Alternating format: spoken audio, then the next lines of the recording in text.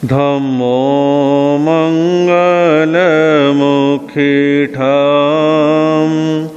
अहिंसा संयमो देवावेतं नमंसन्ति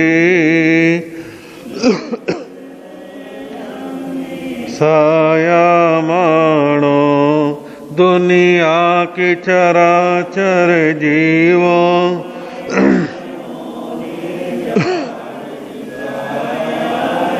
क्या साधुग्रस्त क्या बाल वृद्ध बस कोई न बचने पाया है। अति शुभ कर्मों के आने से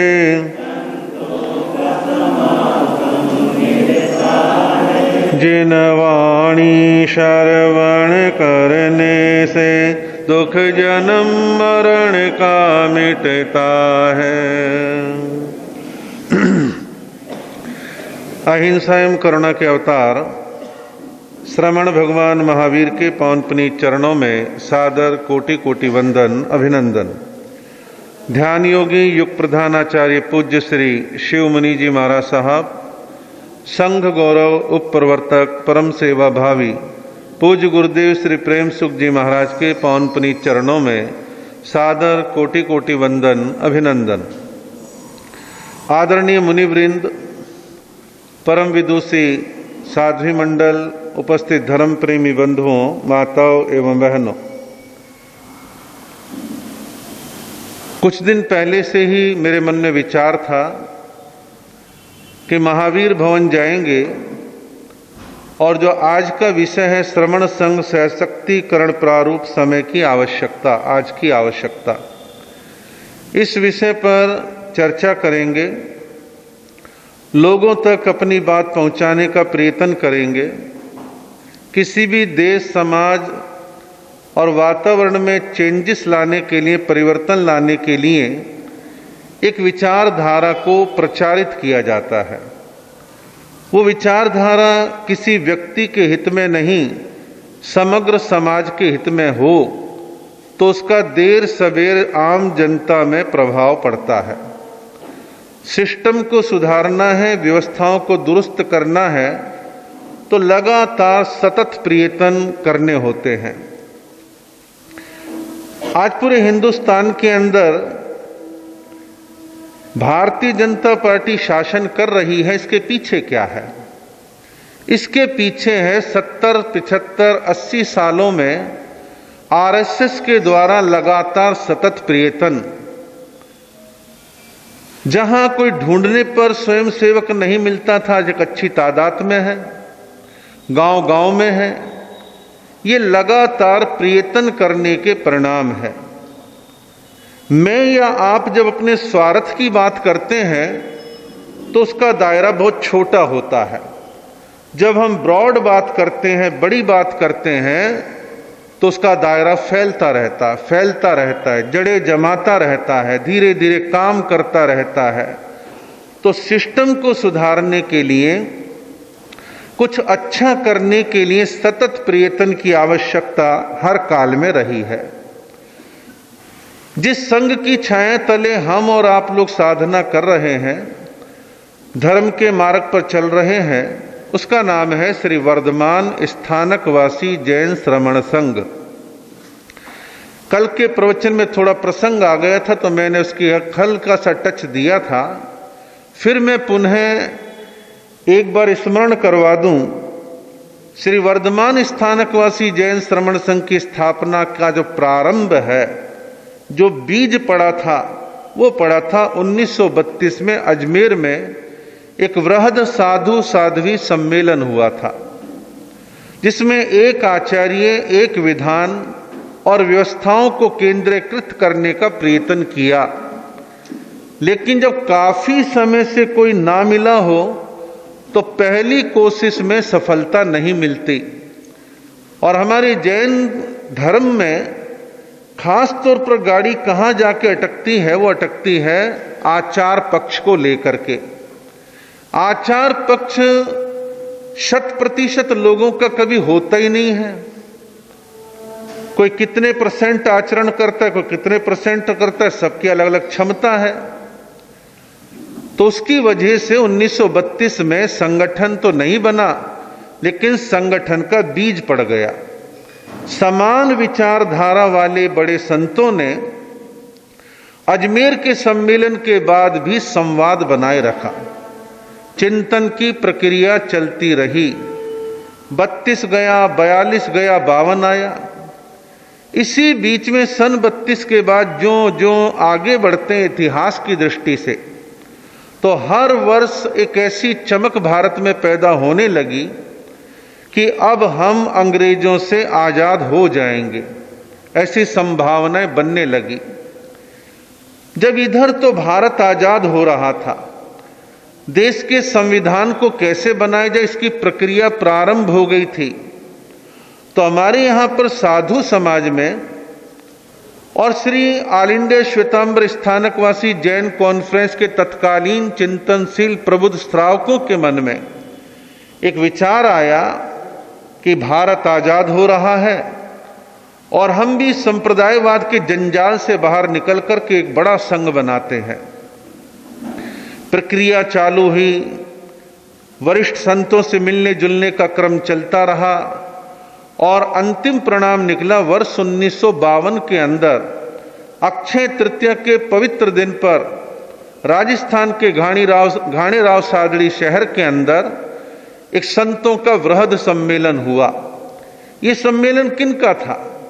उनका था जो प्रगतिशील विचारधारा के थे, तरक्की पसंद थे, समाज को संगठित करने की जिनकी प्यास थी, जो अपने अपने पदों की आहुति देने के लिए तत्पर थे।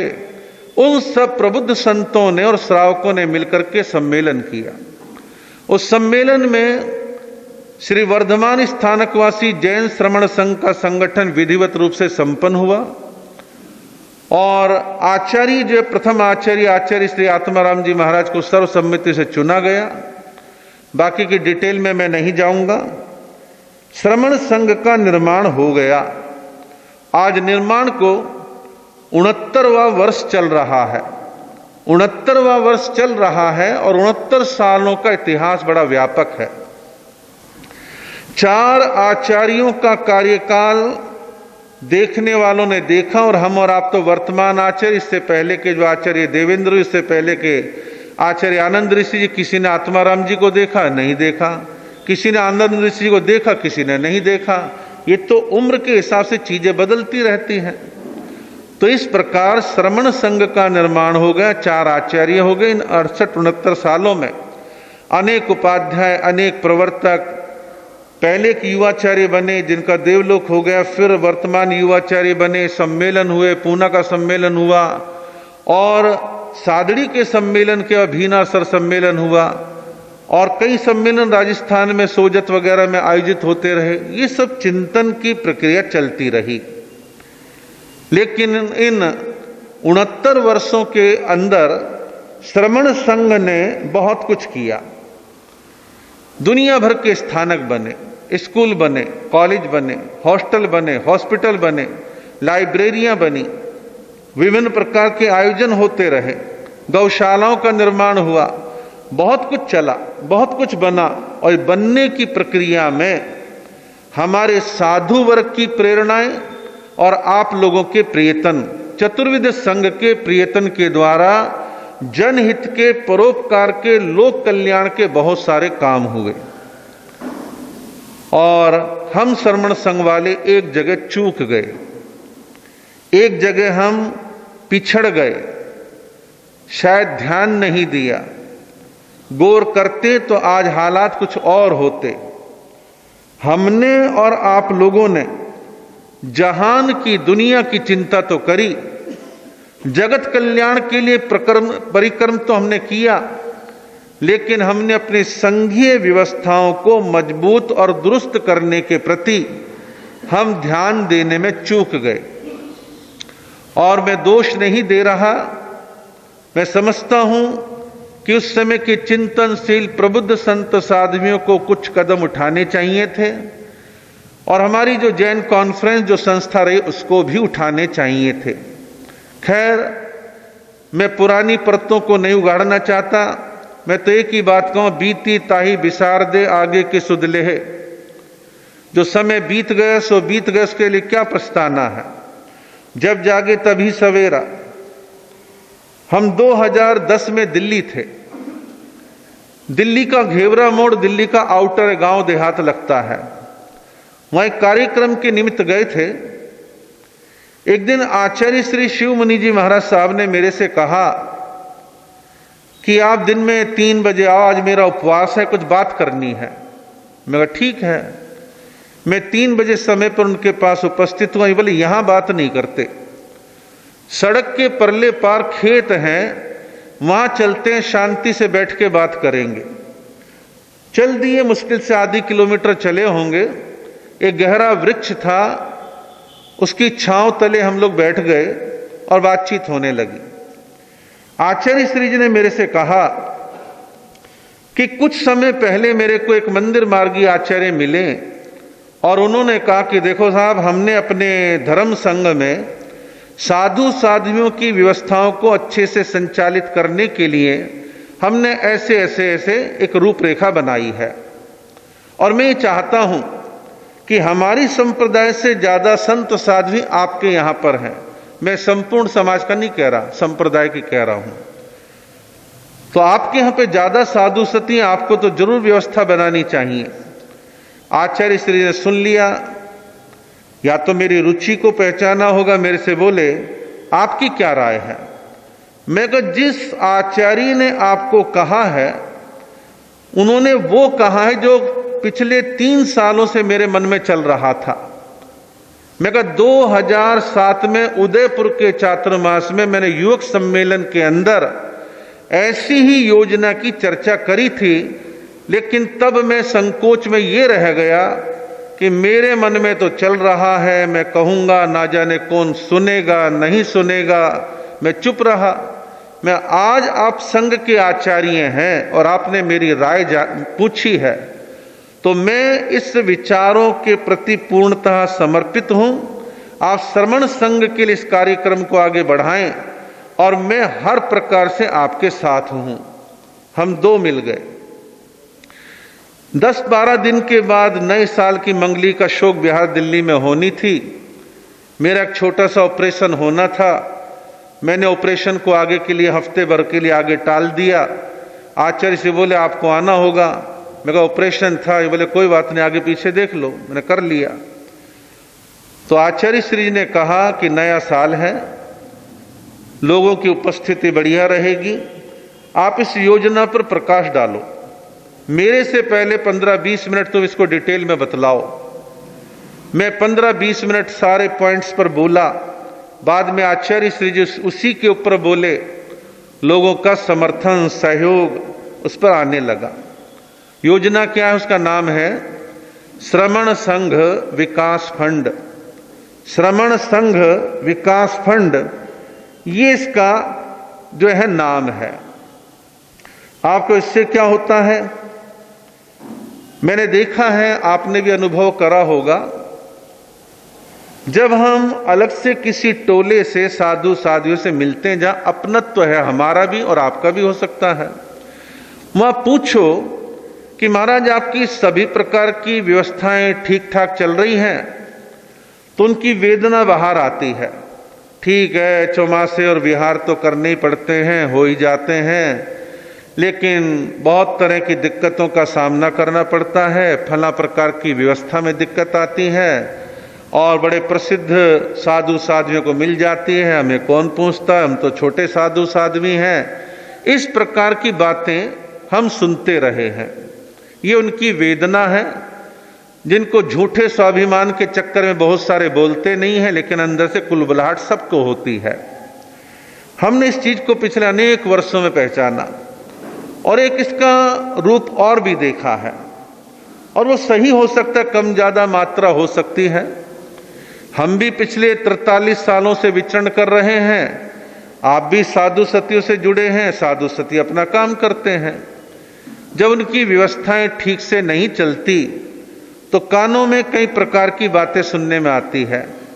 फला आए थे, फला चीज के लिए डिमांड कर रहे थे, मांग रहे थे, और मैंने दे दिया, उसने नहीं दिया, ऐसा हो गया, वैसा हो गया, चार बातें बन गई, ऐसा भी हम सुनते रहे।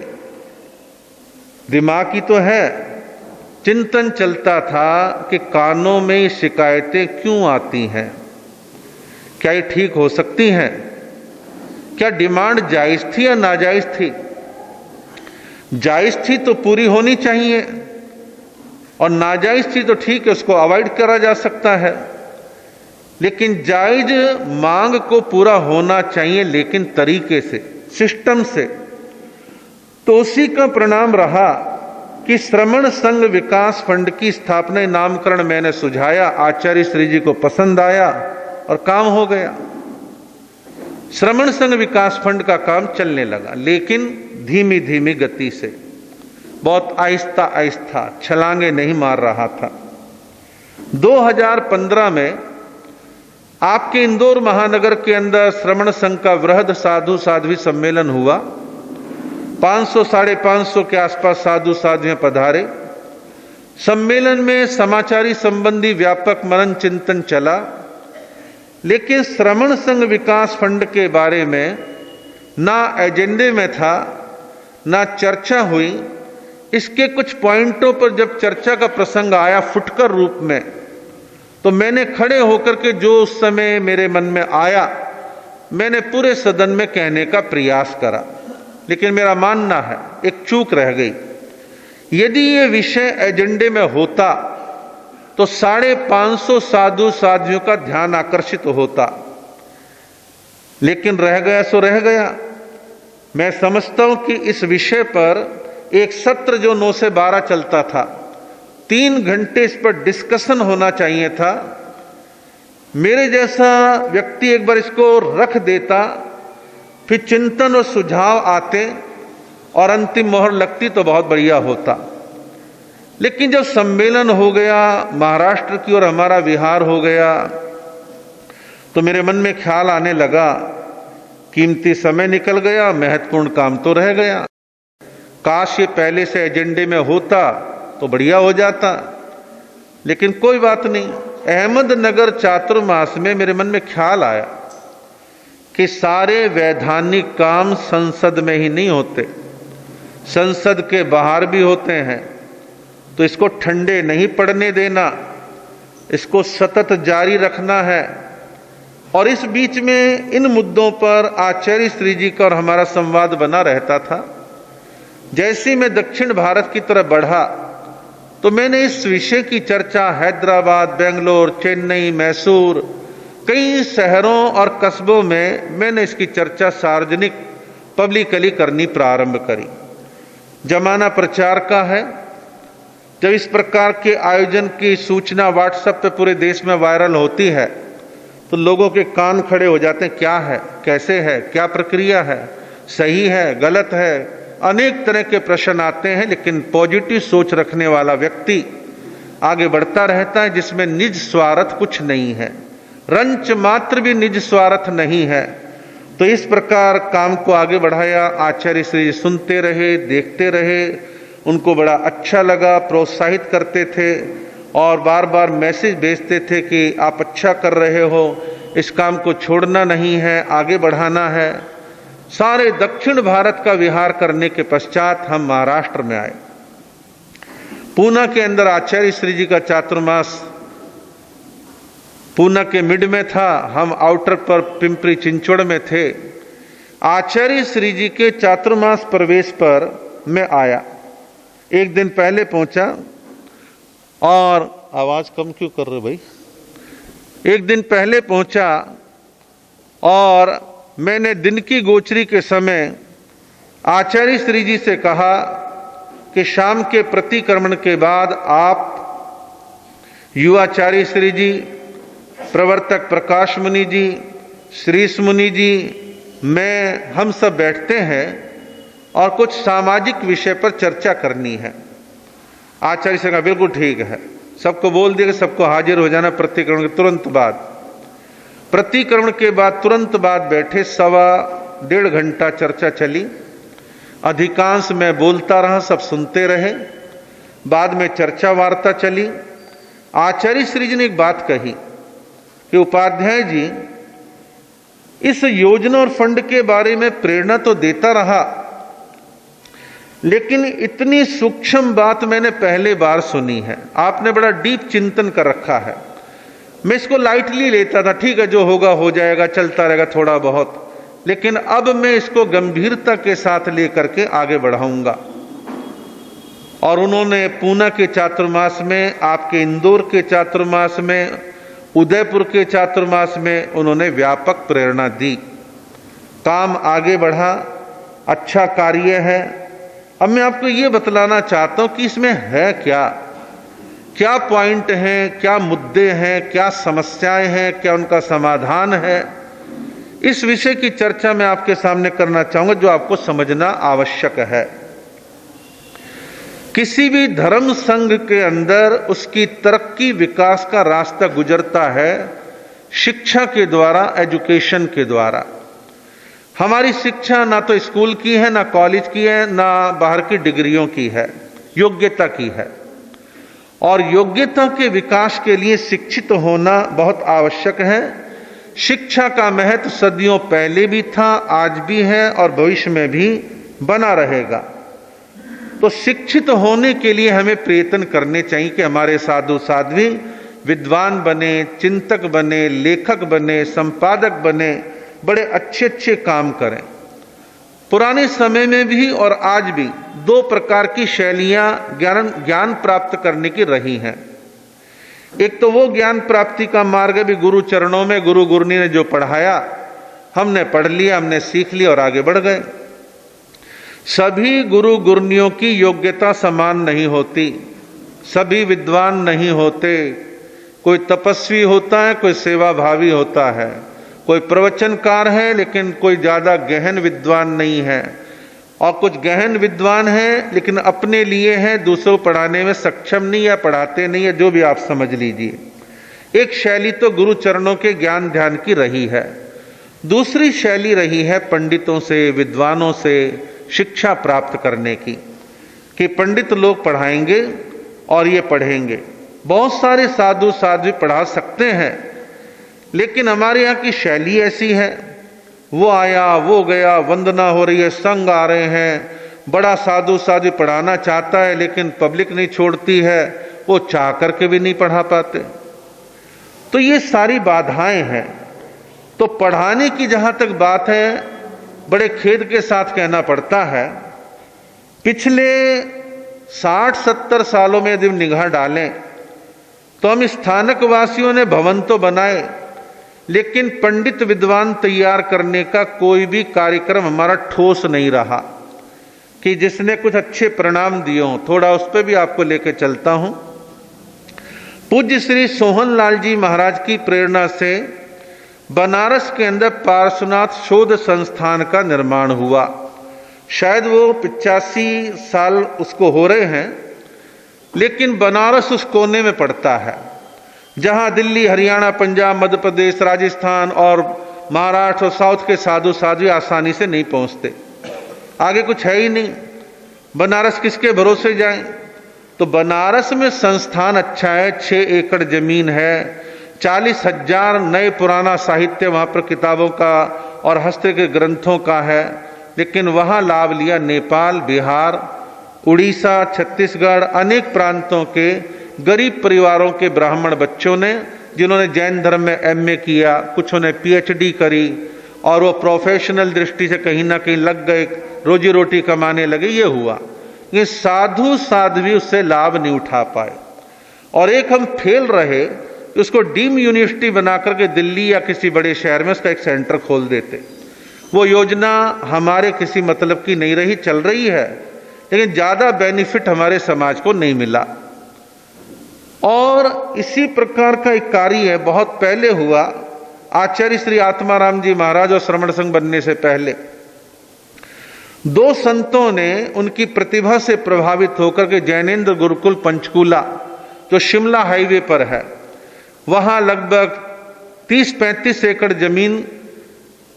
जैनेन्द्र गुरुकुल का उद्देश्य एक ही था, साधु साध्वी श्रावक श्राविकाएं जैन विद्या पढ़ें, प्राकृत संस्कृत आगम दर्शन आदि का अध्ययन करें। लेकिन वो संत बेचारे दोनों स्वर्गवासी हो गए, उन्होंने अपना बलिदान भी बहुत कुछ दिया। लेकिन बाद वाले गृहस्थी लोगों ने राजनीति और उन स्कूलों को आज जो है पब्लिक स्कूल में कन्वर्ट करके नोट कमाने का काम चालू कर दिया। वो योजना भी फेल हो गई। एक योजना बड़ी अच्छी चल रही है। राठ संत आचार्य सम्राट पूज्य श्री आनंद ऋषि जी महाराज की दूरदृष्टि से श्री त्रिलोक रत्न धार्मिक परीक्षा बोर्ड अहमदनगर, जो पहले पाथरडी से चलता था, वो आज भी चल रहा है। और मैंने भी वहां से, हमारे मैंने, रमणीक मुनि, उपेंद्र मुनि, राजेश मुनि, सब ने जैन सिद्धांत शास्त्री तक की पढ़ाई हमने वहां से उस सिलेबस के माध्यम से करी है। और भी सैकड़ों साधु साध्वियों ने करी है। अच्छा चल रहा है। और रूटीन में 250, 300 साधु परीक्षा देते हैं। बीच में हमारे साधु साध्वियों को थोड़ा सा एक ऐसा भी चला कि देश की विभिन्न यूनिवर्सिटियों से एमए कर लो, बीए कर लो, पीएचडी कर लो, ये भी चला। कोई बुराई नहीं है, उसके भी अच्छे परिणाम समाज को आज भी प्राप्त हो रहे हैं। तो ये सब चला। लेकिन यहां एक बाधा है। मान लीजिए एक साधु साध्वी का टोला पढ़ना चाहता है, तो उनको संस्कृत प्राकृत आगम दर्शन के विद्वान ही नहीं मिलते पढ़ाने वाले। ढूंढ ढांड के एक आधा मिल भी जाए तो कहता भी मैं तो बाल बच्चेदार गृहस्थी हूं, मैं तो 30,000 रुपये महीना लूंगा, 25,000 रुपये महीना लूंगा। हर टोला हर महीने दिलवा नहीं सकता। योग्यता प्राप्ति करने के लिए 5, 6, 7 साल तो चाहिए। लेकिन आर्थिक कारणों से और विद्वानों की उपलब्धि ना होने की वजह से बड़ी भारी दिक्कत का सामना किया गया। और ऐसे विद्वान साथ बिहार में चलने को भी तैयार नहीं होते। बड़ी दिक्कतें हैं। लेकिन कभी कभी कुछ समाधान समय के अनुसार मिल जाते हैं। कोरोना काल चल रहा था, चातुर्मास प्रारंभ होते ही एकाध जयंती आई किसी की, और हमारे पास निवेदन आया कि जूम ऐप के ऊपर आपको बोलना है। मैं जूम जाम कभी चलाया नहीं, मालूम नहीं कैसे क्या होगा। किसी ने हमें मार्गदर्शन किया, डाउनलोड करवाया और बतलाया कैसे इसको हैंडल करते हैं। जूम पर पूरे चातुर्मास में कम से 15-20 कार्यक्रम हमने अटेंड करे। थोड़ा सा चीज समझ में आई और एक शब्द सुनते सुनते कान अच्छे खासे तैयार हो गए थे। Online online online online. तो मैं एक दिन बैठा था दशहरे के आसपास, मैंने कहा हमारे साधु साध्वी पढ़ना चाहते हैं, विद्वान थोड़े से हैं, सीमित हैं, अलग अलग भेजें, खर्चा बहुत है, समय बहुत लगेगा, क्या करें। मैं कहा जूम ऐप के द्वारा ऑनलाइन श्रवण संघ में क्यों नहीं शिक्षित करवाते। मेरे मन में बड़ा अच्छा लगा मेरे को। मैंने पढ़ाने वालों से बात करी, फिर पढ़ने वालों से बात करी। लगभग 400 साधु साध्वियों के नाम आ गए। 400 साधु साध्वी वो हैं जिनकी 1 साल से 10 साल की दीक्षा के बीच में दीक्षाएं हैं। सब यंग हैं, फ्रेशर हैं। मैंने आचार्य श्री से पूछा, अनुमति ली और बड़ी ज्ञान पंचमी वाले दिन उसका विधिवत उद्घाटन कर दिया। और वर्तमान में 400 साधु साध्वियां संस्कृत प्राकृत इंग्लिश सीख रहे हैं। आगम की क्लास अभी जानबूझ करके रोक रखी है। जिनकी 30-30, 35-35 साल की दीक्षा को वो आगम पढ़ाओ भी तो उनके ऊपर से गुजरेंगे, वो कहेंगे मुझे हमें सब कुछ आता है या समय नहीं है। तो मैंने कहा ये नए हैं, इनकी एक नए सिरे से एक शुरुआत करेंगे। थोड़ा साल भर प्राकृत संस्कृत का बेस बन जाए और बेस बनने के बाद हम ये काम करेंगे। अभी वर्तमान में आपको जानकारी दूं, ऑनलाइन ये जो क्लासेस चल रही हैं, सब्जेक्ट चल रहे हैं इनके पढ़ाने वाले, और नोएडा से सारे कंप्यूटर सिस्टम से इसको हैंडल करने वाले व्यक्ति का खर्चा सब मिलाकर के 70,000 रुपये महीने का खर्चा चल रहा है। अब 70,000 हर महीने किसी किसी मांगते फिरो तो बड़ा अजीब सा हो जाता है, बड़ी स्थिति विचित्र बनती है। तो श्रवण संघ विकास फंड जो बना हुआ है, जिसमें लगभग 7 करोड़ रुपया है, उसका ब्याज आता है। हर महीने एजुकेशन का खर्चा वहां से प्रारंभ हो गया है और पिछले 3 महीने से सब चल रहा है और भविष्य में खर्चा और बढ़ेगा। तो भी कोई चिंता वाली बात नहीं, फंड है और नया फंड धीरे धीरे बढ़ रहा है। बढ़ाना है, हमें बढ़ाना है, आपको बढ़ाना है, सबको मिलजुल करके बढ़ाना है। तो पहला मुद्दा है एजुकेशन का, शिक्षा का। और मेरे पास चारों तरफ से फीडबैक आता रहता है, जो साधु साधुयां यंग थे, इधर गप्पे मारी उधर गप्पे मारी, लोगों से बातें करी, कुछ अन्य विषयों में अपने समय को लगा दिया। अब उनको बारंबार रहता होमवर्क करना है, एग्जाम आ रही है, क्लास का टाइम हो गया, जल्दी जुड़ो, नेटवर्क प्रॉब्लम आदि आदि, ये सब चल रहा है। लेकिन अच्छा हो रहा है। और छोटी दीक्षा के समय बीजारोपण अच्छा हो जाएगा तो परिणाम उसका अच्छा आएगा, रिटर्न आपको मिलेगा। संघ को मिलता रिटर्न। शिक्षित जो होता है, हमें हमारे को त्रिपाठी जी नहीं पढ़ाते तो अरे बोलने की शैली क्या होती, क्या अक्ल क्या दिमाग रहता, नहीं पता। तो शिक्षा का जीवन में बड़ा महत्व है। शिक्षित व्यक्ति कुछ ना कुछ अच्छा करता है। तो इस प्रकार शिक्षा का काम हमने लगभग कंट्रोल में ले लिया है और आगे उसके और अधिक संवारने की क्या प्लानिंग है, ये दिमाग में पूरा प्लान है। दूसरा विषय श्रमण संघ विकास फंड से जो हमने जोड़ा है वो है स्वास्थ्य का, चिकित्सा का, इलाज का। आपके और हमारे शरीर है, पुद्गलों से बना है, तो समय आता है वृद्ध होता है, बीमार होता है, तकलीफें आती हैं। तकलीफें आती तो इलाज चाहिए। इलाज की जहां तक बात है, पुरानी शैली ये रही है, साधु साध्वी बीमार हुए, आस पड़ोस से कोई डॉक्टर वैद्य हकीम बुला लिया, दवाई दे दी, काम चल गया। ना इतनी बड़ी बड़ी टेस्टिंग होती थी, ना इतने बड़े बड़े रोग सुनने में आते थे। बड़े बड़े रोग आपको हमारे को सबको होने लग गए हैं। अब बड़े बड़े रोग होते हैं तो अच्छे हॉस्पिटल चाहिए, और अच्छे हॉस्पिटलों के लिए 2 लाख 3 लाख 5 लाख ना जाने क्या खर्चा हो जाए, और होता है, आप सब जानते हैं भली प्रकार से। इसमें सबसे सुंदर शुरुआत 2008 में करी जीतो संस्थान है। JITO, JITO, Jain international trade organization. लगभग 16,000 साधु साध्वियों में से लगभग 12,000 साधु साध्वियों का ग्रुप में मेडिक्लेम करवाया गया, और वो सबको कार्ड दिए गए, बुकलेट दी गई कि कार्ड दिखाओ और देश के इन 4-5 हजार हॉस्पिटल में कहीं पर भी इलाज करा लो। जीतो संस्था के माध्यम से जो सिस्टम आया, संपूर्ण संघ समाज ने लाभ भी लिया, पसंद भी किया। प्रारंभ में 3 लाख रुपए तक का इलाज का खर्चा मिल जाता था, ऊपर है तो संघ भगत या जो भी कोई लगाए, और वर्तमान में इसका खर्चा बढ़ा के 5 लाख तक का जीतो ने कर दिया है कि 5 लाख रुपए तक का खर्चा हो जाएगा। अब वर्तमान में श्रमण संघ में इसको हम कैसे हैंडल कर रहे हैं, इसके 2 पक्ष बना दिए कि जीतो जितना देता है, क्योंकि अनिल जी वीरनगर दिल्ली वाले लगातार जीतो के टच में और साधु साधु टच में रहते हैं, उनका यही काम है। इस पर बड़ा रुचि लेके काम, उनको बड़ा आनंद आता है कि सेवा का काम है, मैं तो कुछ नहीं जोड़ता हूं बस। और जीतो वाले सब उनको जानते हैं, और हॉस्पिटल वालों से बात करने का तरीका भी उनका अपना बढ़िया वाला है। बिल कहां कम करवाना है, कैसे करें, सब करते हैं। तो जितना जीतो करता है ठीक, कम पड़ता है तो श्रमण संघ विकास फंड से दिया जाता है।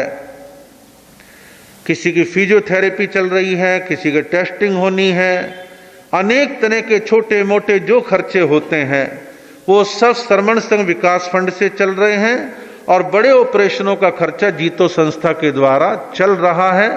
मेरी ओर से जीतो को भी धन्यवाद है, और श्रमण संघ विकास फंड के संचालकों को भी धन्यवाद है, अच्छा काम कर रहे हैं। तो मेडिकल का काम आवश्यक है। अब इसमें एक नई चीज जोड़ी है।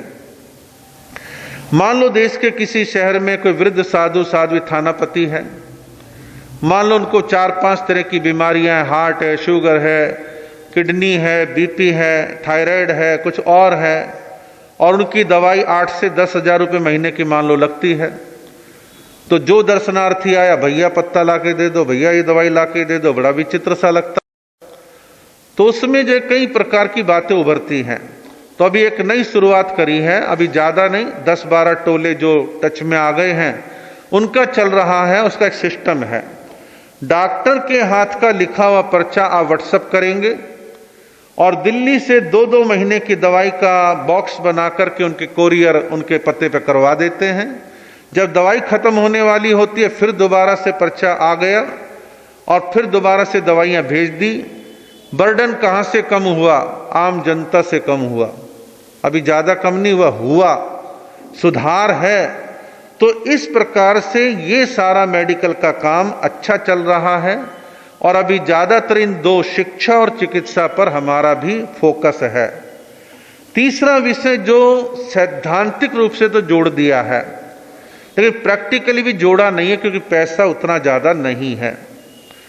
आप देखिए, साहित्य संपूर्ण समाज का प्रकाश है, रोशनी है और साहित्य हमेशा ऊर्जा देता, ताकत देता है। श्रमण संघ में पिछले 60-70 सालों में निगाह डालें तो बड़े अच्छे अच्छे ज्ञानी विद्वान साधु साध्वी बहुत कुछ रचा है, काफी किताबें लिखी हैं, बहुत साहित्य दिया है, रचनात्मक दिया है।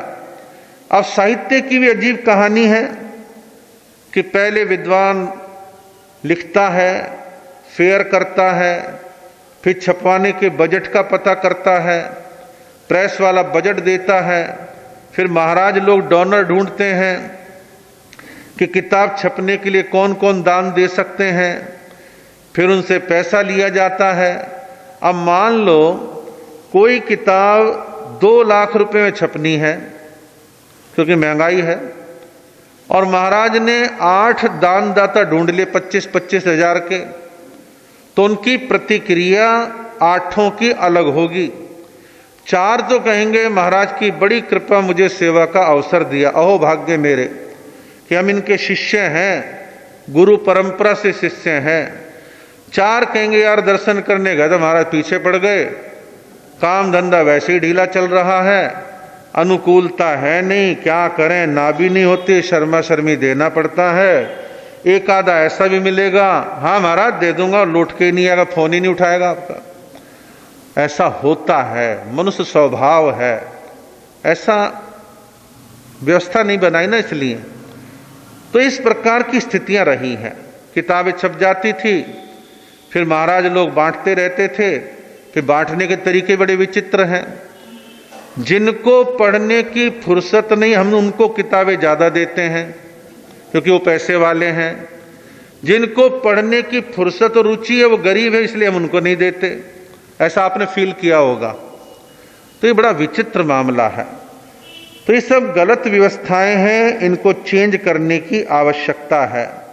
और एक आपको और बात बतलाऊं, किताब का बिल यदि 1 लाख आ रहा है तो 20-25% पैसा बिचौलिए के पास जाता है।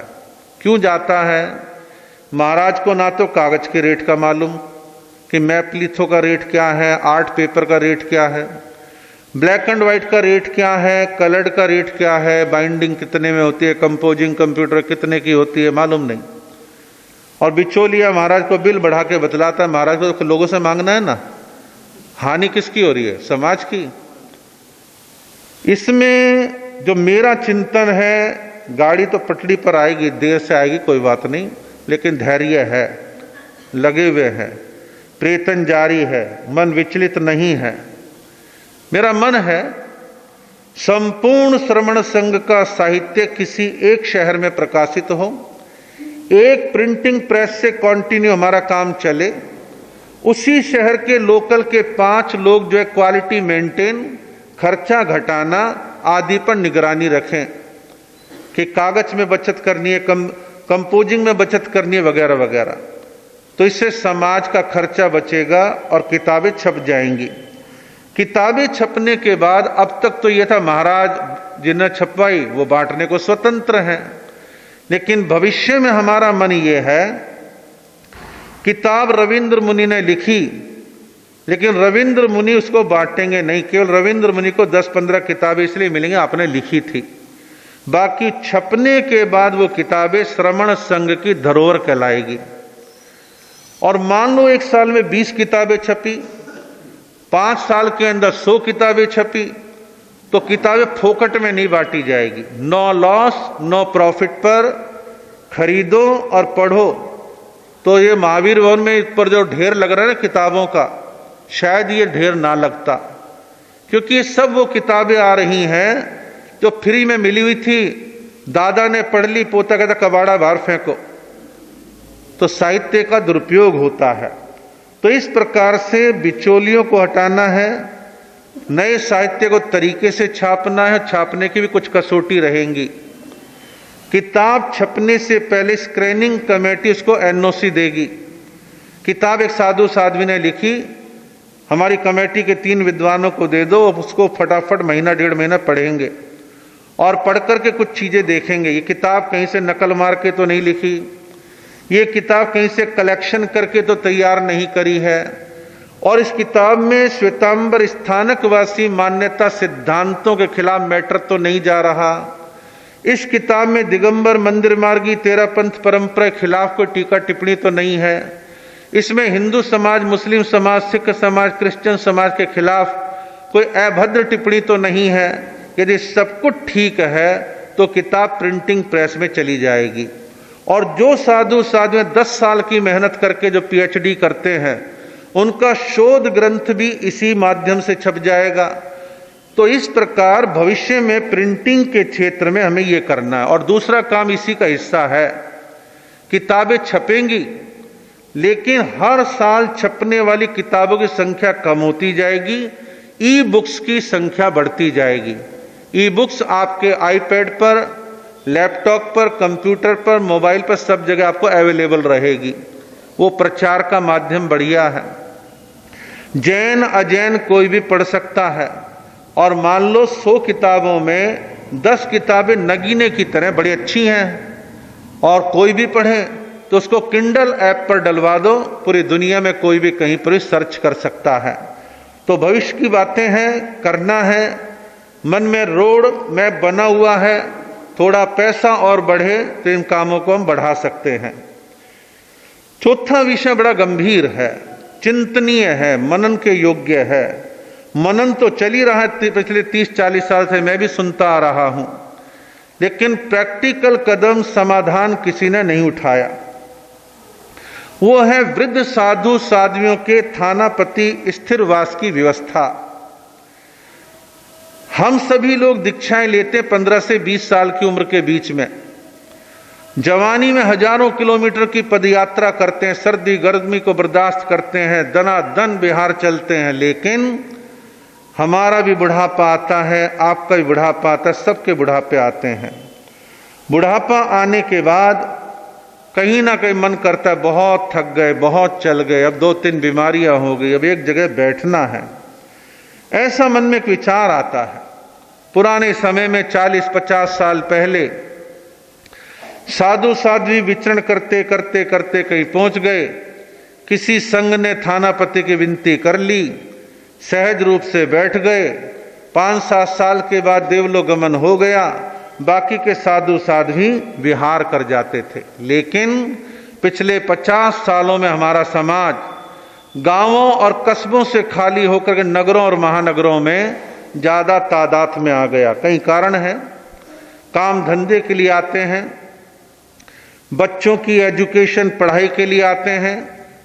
गांव में रिश्ते वाला 30 लाख का था, शहर में 1 करोड़ का आ जाएगा, तो शहरों में ये भी फायदे हैं। तो सारा समाज शहरों में आ गया। शहरों में आके क्या हुआ, इस संघ में 250 घर हैं, या 500 या 700 या 1000 या 1500 ऐसे हो गए। फिर उनमें भी 2 चीजें देखने में आती हैं, ग्रुपिज्म, गुटबाजी है तो श्रमण संघ का, लेकिन 2 धड़े कई सालों से लड़ रहे हैं। एक धड़े ने थानापति बैठे विनती, दूसरा कहते किससे पूछ के करी, हमारे वाले महाराज कहाँ करके रुकेंगे, ये 10 साल जिंदा रह गए तो थानक तो गिर गया, यानी जल्दी स्वर्गवासी हों। अनेक तरह की विचित्र बातें होती हैं, और कई जगह ये होता है, यहाँ घर श्रमण संघ के इतने हैं, फला संप्रदाय के इतने हैं, फला के इतने हैं। उनके संप्रदायवाद का बड़ा संगीन मामला रहता है। परिणाम ये है कि पिछले 40 सालों में थानापति बैठने की विनंतियां होनी बंद हो गई। उसके परिणाम स्वरूप साधु साध्वियों के मन में एक बात घर कर गई, असुरक्षा की भावना, बुढ़ापे में क्या होगा, कहाँ थानापति बैठेंगे, कैसे काम चलेगा, ये स्थिति बनी। और ऐसे में कुछ साधु साध्वियां जिनका दबदबा समाज में रहता है, प्रभाव है, विचरण है, संबंध है, रिश्तेदारियां है, गुरु धारणाओं का संजाल फैला हुआ है, तो उनको प्रेरणा दे करके 11-15 जो खास निकटवर्ती भक्त हैं, सोसाइटी बनाओ, ट्रस्ट बनाओ और पैसा महाराज मांग के ले आएंगे। और वो पैसा आता है, भवन बनते हैं, भवन बन जाते हैं और वो बड़े साधु सती जी महाराज थानापति बैठ जाते हैं। 5, 7, 10 साल आयुष्कर्म पूरा हो गया। अब बाद में कुछ और कहानियां शुरू होती हैं बड़े के स्वर्गवास के बाद, क्योंकि बड़े की इमेज कुछ अलग थी, छोटों की कुछ अलग प्रकार की है, सबकी एक जैसी थोड़ी ना होती। ये आपके घरों में भी चलता है। दादाजी थे तो समय करते थे, स्थानक जाते थे, पुत्र ने छोड़ दी या पोते ने छोड़ दी, इस प्रकार की चीजें चलती हैं। हमारे यहाँ भी कुछ इसी प्रकार का चलता है। बाद में क्या होता है बतलाता हूं। वो बाद वाले साधु सतियां देखते हैं भवन तो है ही, ऐसी सर्दी गर्मी विचरण करके क्या करेंगे, यहीं बैठे रहो ना। या चौमासा करने गए, घूम घुमा करके फिर जहाज का पंछी जहाज पे आ जाता है, यानी विचरण प्रभावित हो जाता है। सुदूर प्रांतों में विचरण नहीं हो पाता, तो ये नुकसान है। कभी कभी ये भी होता है, इंसान है, 4 कमरे हैं जी, तुमने बड़े वाला ले लिया, छोटा हमें दे दिया, रोशनी वाला तुम्हारे पास है, अंधेरे वाला हमारे पास है, भक्त आएगा पहले तुम्हारे पास आएगा, बाद में हम तो कोने में पीछे पड़े हैं, मन मुटाव पैदा हो सकते, छदमस्त है। और कई जगह पर ट्रस्टियों की कलाकारी रहती है। यार जब हमने बनाया था 5 करोड़ वैल्यू थी, अब तो 25 करोड़ हो गई। इन महाराज लोगों दाएं बाएं धीरे धीरे कर दो, हमारा तो संबंध बड़े वाले महाराज से था, इनको साइड कर दो, और साइड करने के बाद इसकी मार्केट वैल्यू बढ़ गई, फिर अपना हिसाब किताब कर लेंगे। ऐसा भी दिमाग में आ जाता है। जब प्रॉपर्टियों के झगड़े बढ़ते हैं तो तनाव दोनों तरफ बढ़ता है, और उसकी अंतिम परिणति होती है पुलिस थाना, कोर्ट कचहरी, वाद विवाद। ऐसी नौबतें क्यों आ रही हैं? क्योंकि हमने समय रहते इनके समाधान नहीं ढूंढे। 30-40 साल पहले यदि समाधान ढूंढते, कुछ कर लेते, तो आज ये स्वतंत्र भवन बनाने की नौबतें नहीं आती। दिल्ली में सबसे पहले बने, पंजाब के अनेक शहरों में, हरियाणा के अनेक शहरों में है, मध्य प्रदेश इंदौर में सदाबहार 5-7 बन चुके हैं शायद, इंडिविजुअल व्यक्तिगत। पूना में बन चुके हैं, और भी कुछ शहरों में बने होंगे। एक बार मैं आंकड़े लिख रहा था तो 70-80 तो मैंने लिख लिए थे। फिर मैं कहा जिस दिन मैं इसको आउट कर दूं बम फट जाएगा, लोग मेरे खिलाफ हो जाएंगे, चुप रहो। मैं कोई बात नहीं। तो इस प्रकार की स्थितियां सबके साथ कम ज्यादा हैं, लेकिन मैं ऐसा मानता हूं कि प्रैक्टिकल समाधान बहुत पहले हो जाता तो अच्छा रहता, लेकिन अभी भी काफी देर नहीं हुई है। मेरी अपनी कल्पना, और मेरी कल्पना नहीं होती, प्रैक्टिकल होती है। मेरी अपनी कल्पना के अनुसार पूरे देश में श्रमण संघ के 1350 साधु साध्वियों की संख्या को देखते हुए 7 केंद्र बनने चाहिए, जिनका नाम सेवा केंद्र हो। 7 सेवा केंद्र बनने चाहिए। 2005 में मेरा चातुर्मास चंडीगढ़ था। आचार्य श्री शिवमुनि जी महाराज साहब का चातुर्मास जालंधर में था। मेरे कान में दिल्ली की घटना सुनने में आई, नगर का नाम नहीं लूंगा।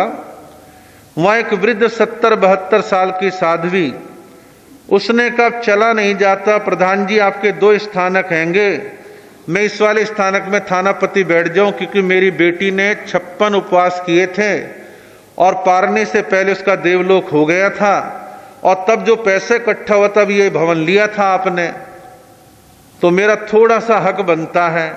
बोले बिल्कुल नहीं, चौमासे का बिहार कर देने, मैं आपका सामान सड़क पर रख दूंगा। कहा उन्होंने। ये घटना मेरे कान में आई, बड़ा मन विचलित हुआ, दुखी हुआ। मैंने आचार्य श्री जी को लेटर लिखा कि मैंने सुना है कि कुप्पकला जो लुधियाना से 30-35 किलोमीटर है, श्री विमल मुनि जी महाराज के ट्रस्ट से आपके ध्यान केंद्र को 5 एकड़ जमीन मिली है, ऐसा मालूम पड़ा है। यदि वो आपके अंतर्गत है तो मैंने तब कहा था 2005 में, यदि यहां वृद्ध साधु साध्वी केंद्र बनता है तो गुरु प्रेम सुख इंजीनियरिंग कॉलेज को बोल करके मैं 50 लाख रुपया दिलवा सकता हूं। आचार्य श्री जी को भरोसा नहीं, बोले एक साधु दूसरे साधु के संस्था में कैसे दिलवा सकता है, होता ही नहीं है।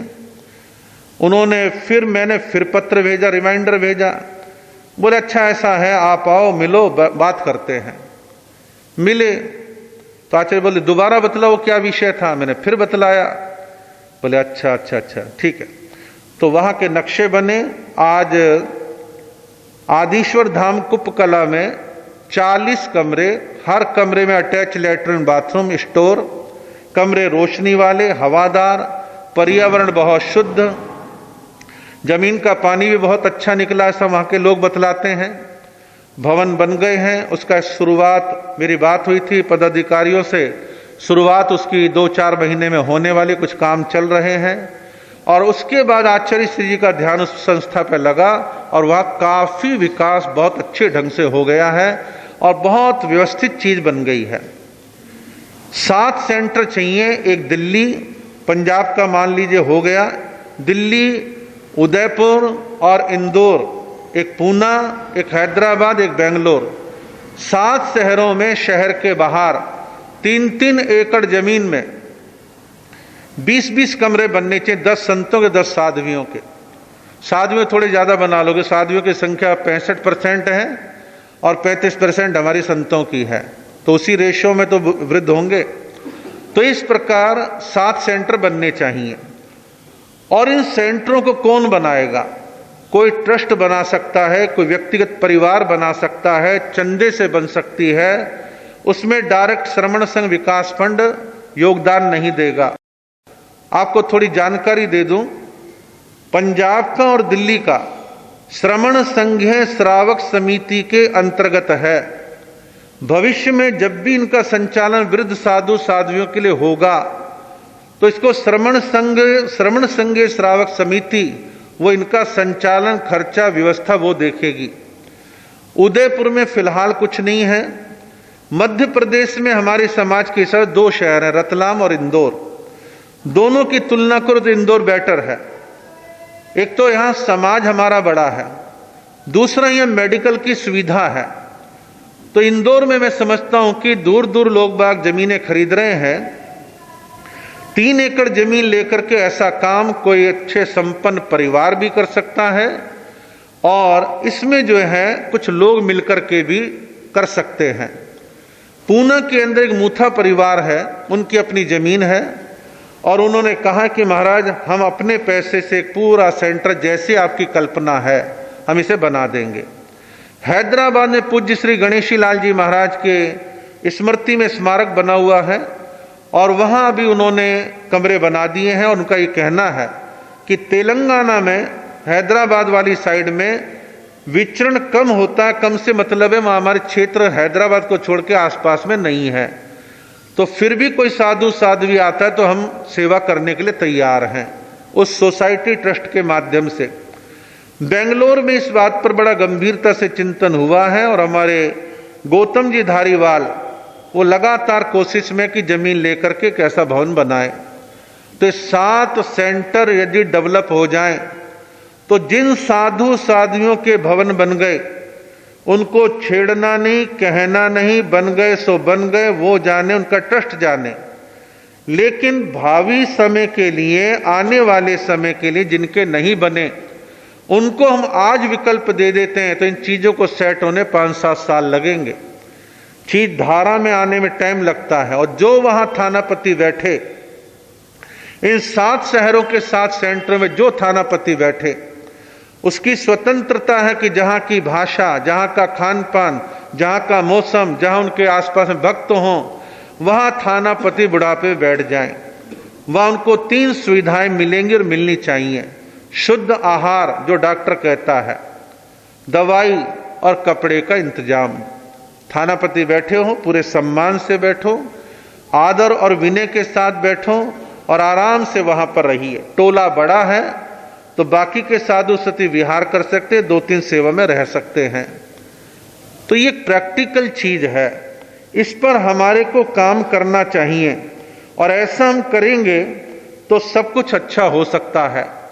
और जब हम ये 7 सेंटर चालू कर लें तो भविष्य में पूर्ण प्रतिबंध लगा दिया जाए कि कोई भी व्यक्तिगत अपना भवन नहीं बनाएगा तो हमारे संघ से आपका कट हो जाएगा।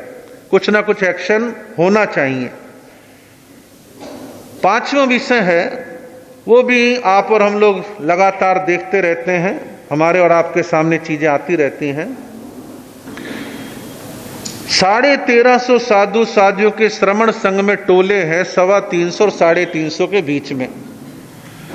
325 350 के बीच में टोले हैं। टोले बड़े भी होते हैं, टोले छोटे भी होते हैं। कई टोलों में वृद्धों की संख्या 2-3 भी हो जाती है, कहीं 1 होती है, अलग अलग स्थितियां हैं। साधु साध्वियों की सेवा में नौकर सेवक कर्मचारी रहते हैं।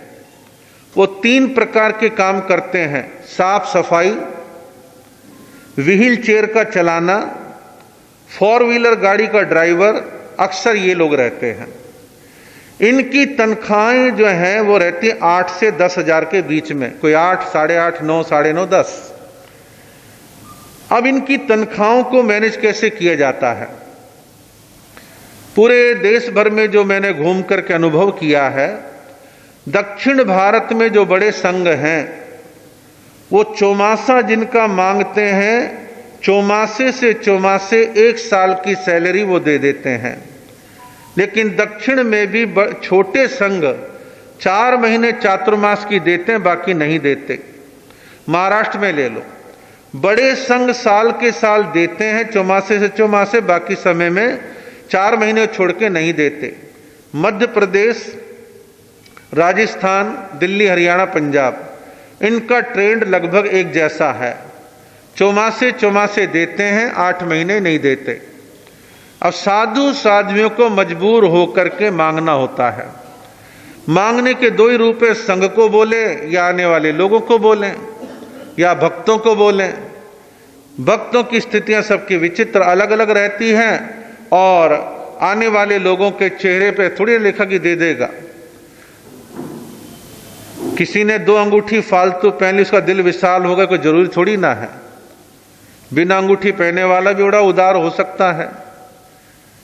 तो तनख्वाहों के लिए हम सबको फेस करना होता है और परिणाम ये है कि उसकी सार्वजनिक आलोचना चलती रहती है, शक उभरने प्रारंभ होते हैं, कई तरह की बातें निकलनी प्रारंभ हो जाती हैं, यूज मिसयूज सब जगह होता है।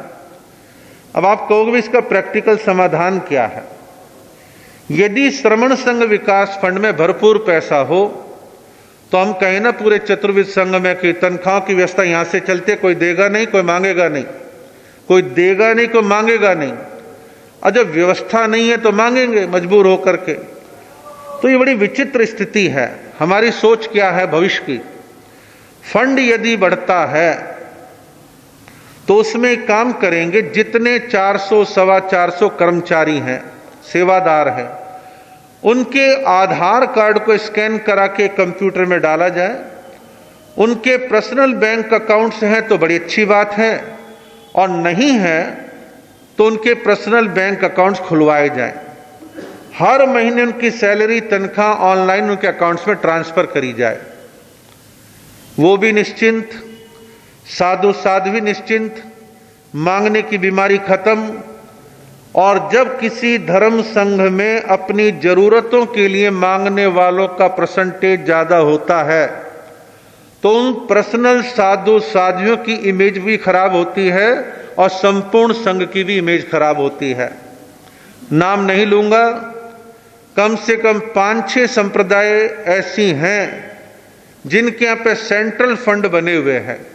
उन्होंने अपने अपने साधु साध्वियों से कह रखा, चाहे उनके संघ में 250 है, 500 है, 700 जो भी हैं, उन्हें क्लियर कट कह रखा है, आप किताबों के लिए पैसा नहीं मांगे, तनख्वाह के लिए नहीं मांगेंगे, ऑपरेशन के लिए नहीं मांगेंगे, और भी कोई बात है तो आप मांगेंगे नहीं, हम यहां से देंगे। तो उनको हाथ जोड़ के चातुर्मास करवाने वाले मिल जाते हैं। बहुत सारी बातें अच्छी होनी प्रारंभ हो जाती है। आपका बच्चा मौसा मौसी ताऊ ताई से पैसा तब मांगता जब आप जेब खर्चा नहीं देते, आप उसके खर्च को मेंटेन नहीं करते। जब एक संस्था इन सब चीजों को संभाल ले तो मांगने की बीमारी खत्म हो जाए। तो मांगने की बीमारी खत्म हो, यह हमारा उद्देश्य है, यह हमारी तड़फ है, यह हमारी भावना है, जिस पर मैं पिछले 6 सालों से खास तौर पर सक्रिय रूप से लगा हुआ हूं। अकेले मेरे बार बार बोलने से ये तो देश के कान खड़े हो गए, ये कुछ योजना है। और 20-30 साधु बोलना प्रारंभ करें तो माहौल कुछ का कुछ हो जाए। मैं तो चाहता हूं सब बोलें, सब करें, सब सहयोग करें, लेकिन ऐसा देखने में नहीं आ रहा। आचार्य श्री जी और मैं, हम 2 जने इस पर विशेष तौर पर लगे हैं। कभी कभार एक साधु साध्वी के अंदर स्फुरना सी हो जाती है, वो एक आध बार थोड़ा करा के फिर ठंडे पड़ जाते हैं, लेकिन सोच को विशाल और ब्रॉड रखें। ये योजनाएं बड़ी कारगर हैं, प्रैक्टिकल हैं, खाली थ्योरेटिकल नहीं है।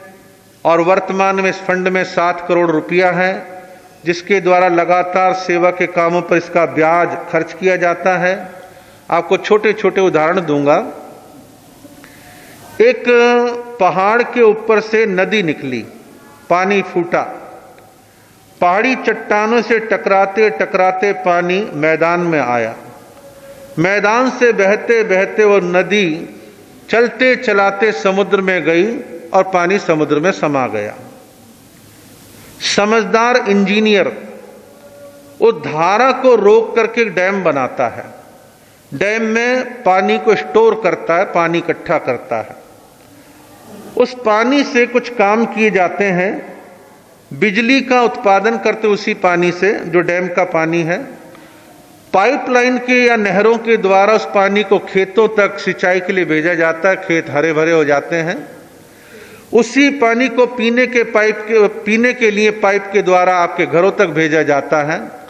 ये वही पानी था जिसको बह जाना था, लेकिन समझदार इंजीनियर डैम में रोक दिया। आचार्य श्री जी और हम आपके छोटे बड़े सभी प्रकार के दान रूपी पानी को श्रमण संघ विकास रूपी डैम में इकट्ठा करने का काम कर रहे हैं। लाभ हमें नहीं चाहिए, संपूर्ण संघ को चाहिए, सबको चाहिए। ये मांगने की प्रवृत्ति को विराम लगाना, इसको सफल करना होगा। एक बार एक संत मिले, मेरी दीक्षा के बराबर कैसे थे, मेरे से कहने लगे, रविंद्र मुनि जी आप क्या ये श्रमण संघ विकास फंड करते रहते हो, कुछ नहीं होना जाना। थोड़े निराशावादी होंगे, कुछ नहीं होने जाने वाला, आप तो मेरे कहने से काम करो। मैं कहा बोलो। बोले आप अपना कोई पर्सनल फंड बनाओ जिसमें आपके पर्सनल भगत उसमें पैसा डालें, और जो साधु साध्वियां आपके खास हैं, प्रिय हैं, उनकी सहायता कराओ, वो आपके पक्के समर्थक बन जाएंगे। मैं कहा ना तो मुझे कोई इलेक्शन लड़ना, ना कोई लाल झंडा वाली कोई यूनियन खड़ी करनी। मैं भैया भला होना होगा तो संपूर्ण श्रवण संघ का हो जाएगा, नहीं होना होगा तो जैसे गाड़ी चल रही चलेगी। ऐसी भी सोच के धनी मिलते हैं, लेकिन ब्रॉड सोच हो, विशाल सोच हो, सबके बारे में विचारो। तो मेरा तो निरंतर ये विचार रहता, और आचार्य श्री भी इसमें सहमत है, युवाचार्य जी भी सहमत हैं कि व्यवस्था पूरे श्रमण संघ की करनी है। कुछ नैरो माइंडेड लोग, जिसमें साधु सती भी हैं और गृहस्थी भी हैं, ये तो खाली पंजाब वालों का है, उत्तर भारत वालों का है, मध्य भारत महाराष्ट्र साउथ का कोई लेना देना नहीं है। ये वो कहते हैं जिनका आगमन रुक जाएगा, वो कहते हैं। ऐसा सोच नहीं पालना चाहिए। एक बार की बात है, महात्मा बुद्ध विचरण करते करते एक शहर में पधारे। एक धनाढ्य श्रेष्ठी संपन्न व्यक्ति उनके पास गया, चरण वंदना करके महात्मा बुद्ध से कहने लगा कि मुझे सेवा का मौका दो। मेरे घर पर कीमती बहुत ही सॉफ्ट बढ़िया क्वालिटी का कपड़ा आया है, और वो कपड़ा मैं आपको देना चाहता हूं। महात्मा बुद्ध ने कहा, तुम कपड़ा क्यों देना चाहते हो? बोले पुण्य कमाने के लिए। बोले पुण्य थोड़ा चाहते हो ज्यादा चाहते हो? बोले ज्यादा चाहता हूं। तो महात्मा बुद्ध ने कहा कि कपड़ा यदि तुम खाली मुझे देते हो तो पुण्य इतना सा मिलेगा, और ये कपड़ा यदि बौद्ध संघ को देते हो तो पुण्य इतना मिलेगा, क्योंकि ये कपड़ा किसी के पास भी जा सकता है, संघ में किसी भी हमारे भिक्षु भिक्षुणी को मिल सकता है, तो आप संघ को दोगे तो ज्यादा पुण्य लगेगा। अब आप लोग जो हैं राग भाव में अपने महाराज, मेरी संप्रदाय, मेरे गुरु परंपरा, वहां तो फट फट फट गिन करके दे आते हैं, बाद में कहां गया कहां नहीं गया अलग मामला हो जाता है। थोड़ा सा चिंतन करें, ये श्रमण संघ बनाया क्यों था?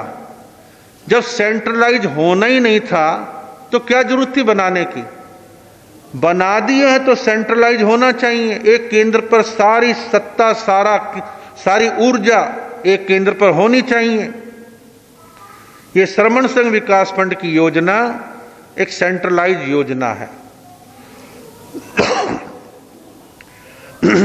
पूरे श्रमण संघ की योजना है, हम सबको करनी है, पूरी करनी है। इसके भाव को समझें। ये कोई ऐसा नहीं है कि भाई अभी चली और 2 साल में ठप हो जाएगी। हम रहे ना रहे ये योजना चलेगी, ऐसा हमारा प्रयत्न है। आपने एक नाम सुना होगा, जिस पर एक फिल्म भी बनी है, दशरथ मांझी। उस पर एक फिल्म बनी थी, a mountain man. Dashrath Manjhi की पत्नी गंभीर बीमार है, हॉस्पिटल दूर है, बीच में पहाड़ है। रात को वो बिल्कुल सीरियस हो गई है, रातों रात हॉस्पिटल में पहुंचाना है। पहाड़ फाड़ करके यदि सड़क सीधी होती तो कुछ किलोमीटर थी, और घूम करके काफी लंबा फेर खा के जाते तो काफी लंबा रास्ता है। बड़ी मेहनत करके अपनी पत्नी को लेकर के चला, चलते चलते चलते चलते हॉस्पिटल के गेट पर पहुंच गया और पत्नी ने दम तोड़ दिया, पत्नी मर गई। अनपढ़ व्यक्ति था, पढ़ा लिखा नहीं था, जुनून सवार हो गया। पहाड़ फोड़ के यदि सड़क बन जाए, मेरी पत्नी तो मर गई, किसी और की पत्नी, बाप माँ, बच्चा बच्ची कोई ना मरे। तो मरने के कुछ दिनों के बाद छेनी हथौड़ा लेकर के, कुदाल लेकर के पहाड़ फोड़ने लग गया। लोगों ने कहा पत्नी के मरने के गम में पागल हो गया, डिप्रेशन हो गया, और ये पहाड़ फोड़ रहा है, कोई ऐसे फूटता है कोई पहाड़? कई सालों की मेहनत के बाद अकेले बंदे ने पहाड़ काट करके आर पार सड़क निकाल दी। लोगों ने फिल्म बना दी। लोग एग्जाम्पल देते हैं। तो दुनिया में असंभव कुछ नहीं है, संभव है। आपका संकल्प कितना चट्टानी है, कितना मजबूत, कितना फौलादी है, इस पर निर्भर करता है। मेरे जैसे व्यक्ति का तो संकल्प मजबूत है। 6 साल से मैंने कोई अवार्ड थोड़ी ना मांगा कि आचार्य इसके बदले मुझे अवार्ड दे दो, या किसी अन्य साधु साध्वी से, या मैंने किसी संस्था से अवार्ड मांगा। नहीं, जरूरत भी नहीं है। उपाध्याय पद दे रखा है, और वो भी किसी समय ना रहे तो कोई खास बात नहीं है। तो इस प्रकार मिशनरी काम करने की भूख आपके हमारे अंदर पैदा होनी चाहिए। वो मैं कर रहा हूं। कुछ बातें मैं इसी योजना की क्लियर कर दूं। इस योजना को कोई व्यक्ति दान देता है तो इस योजना को 80G का एग्जेम्पशन प्राप्त है। आपके दिए गए दान पर आपको टैक्स में छूट मिल सकती है। एक इसमें क्लियर कट कर रखा है संस्था के द्वारा, जो मैंने सुझाव दिया उन्होंने मान लिया है। इस श्रमण संघ विकास फंड के पैसे के द्वारा कभी भी जमीन नहीं खरीदी जाएगी, केवल सेवा पे खर्च होगा। इसके बाद कभी भी इस पैसे के द्वारा कंस्ट्रक्शन नहीं की जाएगी। कंस्ट्रक्शन होनी है तो अलग से कोई डिपार्टमेंट करे सो करे, व्यक्ति करे, कोई दूसरा ट्रस्ट करे, वो उसका काम है। लेकिन इसके द्वारा कंस्ट्रक्शन पर पैसा खर्च नहीं होगा।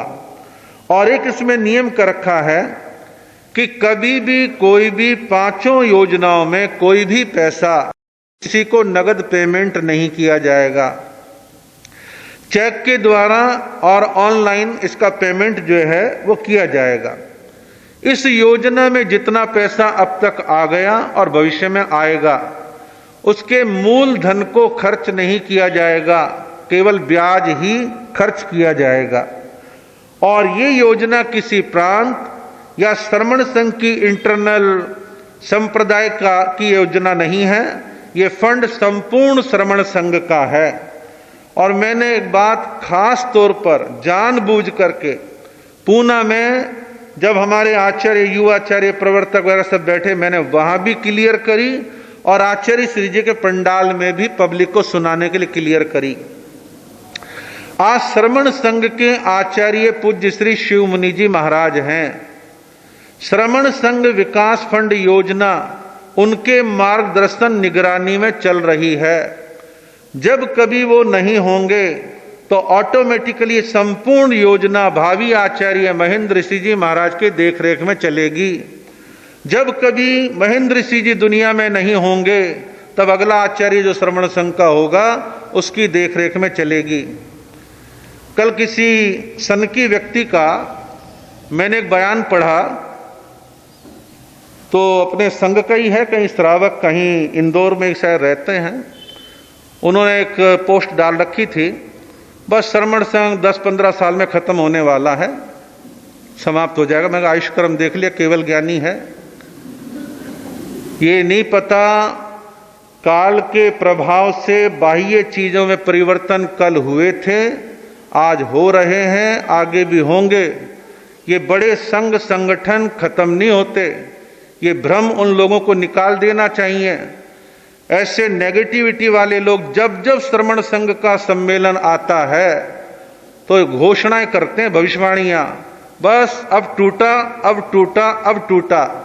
ये ध्यान रखना, धर्म संघ हो या राजनीतिक विचारधारा हो, जो जितना फ्लेक्सिबल है वो नहीं टूटते, दांत टूटते, जीव नहीं टूटती। तो जो ऐसी घोषणाएं करते करे जाएं, खुश रहें, लेकिन श्रमण संघ की सेहत पर इन बातों से फर्क नहीं पड़ता। हमारे अपने लोग और हमारे अपने साधु संत लगातार आपस में संवाद बना रहता है, हमारी अपनी एक समझ है। इंदौर के सम्मेलन के समय कुछ बातें हुई, लेकिन क्या हुआ, सब हो गया ना नॉर्मल।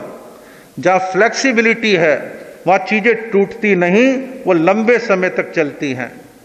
इस श्रमण संघ विकास फंड की हर साल ऑडिट रिपोर्ट शिव ध्यान धारा पत्रिका, जो आचार्य श्री जी की प्रेरणा से छपती है, काफी परिवारों में आती होगी, उसमें हर साल सितंबर के महीने में इसकी ऑडिट रिपोर्ट को प्रिंट कर दिया जाता है।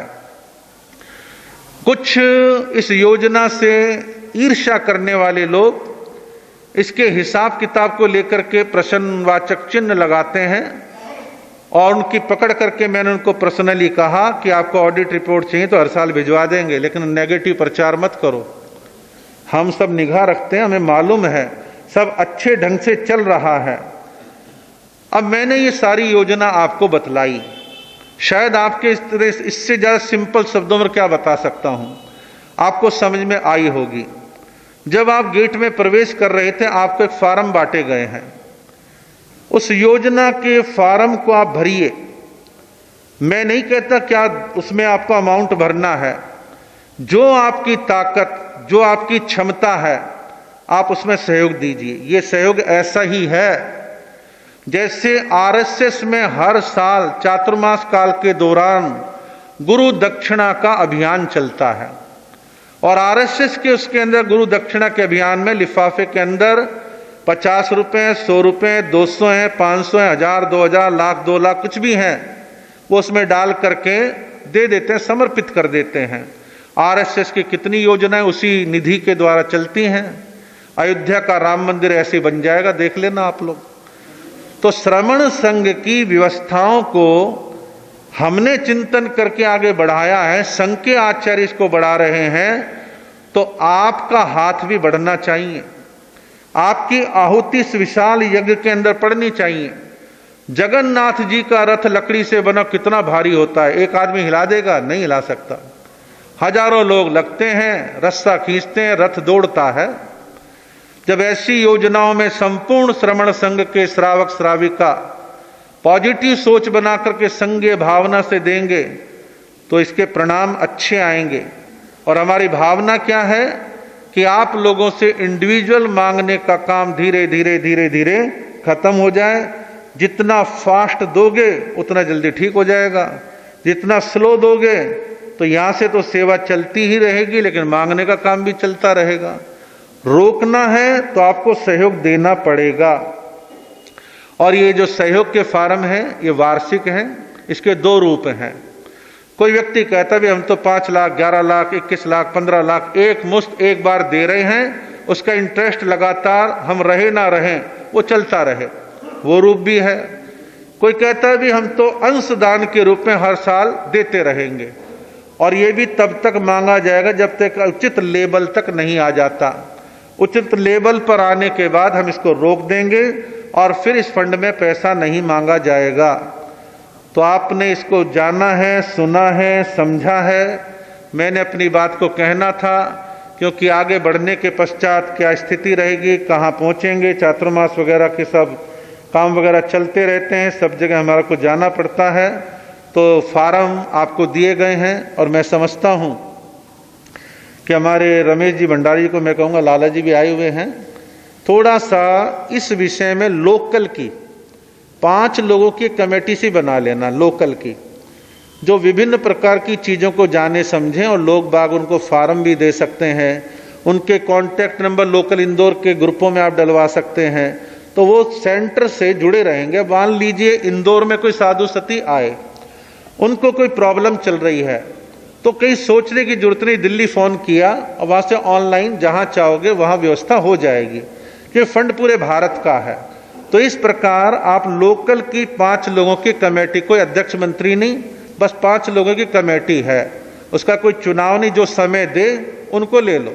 इस प्रकार की व्यवस्था बना लेना, योजना अच्छी है। और आचार्य श्री जी के चातुर्मास में शायद जो मेरी जानकारी 50-60 लाख रुपया बड़े अमाउंट बड़े लोगों ने दे दिए थे, लेकिन आम जनता तब भी वंचित रही थी। मैं आम जनता की बात कर रहा हूं, तो इसलिए आम जनता जुड़े। और आप लोगों की एक भावना रहती है कि हम गृहस्थी हैं, 18 प्रकार के पाप स्थानों का सेवन करके कहीं आप 4 पैसे कमाते हैं, तो आपके मन में हमेशा एक भावना रहती है कि सुपात्र दान करूं, मेरे 4 पैसे कहीं साधु साध्वी की सेवा में लगे। एक शब्द हमारे यहाँ बड़ा चलता है, महाराष्ट्र में ज्यादा चलता है, साउथ में, वैयावच वैयावच वैयावच वैयावच शब्द अच्छा है। वैयावच को लोगों ने कहां तक सीमित कर दिया बतलाता हूं। ओघा, पात्रा, कपड़ा, 3 चीजों तक वैयावच है। जो मैंने 5 पॉइंट गिना, क्या वैयावच नहीं है? क्या सेवा का काम नहीं है? तो मैं ऐसा समझता हूं वैयावच की परिभाषा को कपड़े, ओघे, पात्रे से बाहर व्यापक रूप में लगाएं। आपका एक पैसा, मान लीजिए उदाहरण दे रहा हूं, आपने 1 साल में इस योजना में 11,000 रुपये देने प्रारंभ करे, 5,000 देना, आपके वो 11,000 1300 साढ़े 1300 की सेवा तकसीम हो जाते हैं, बट जाते हैं। बटने का मतलब है एक धारा में चल रहे हैं। तो इस चीज को आप समझें, तो आप ऐसा करेंगे तो इसके परिणाम अच्छे आएंगे।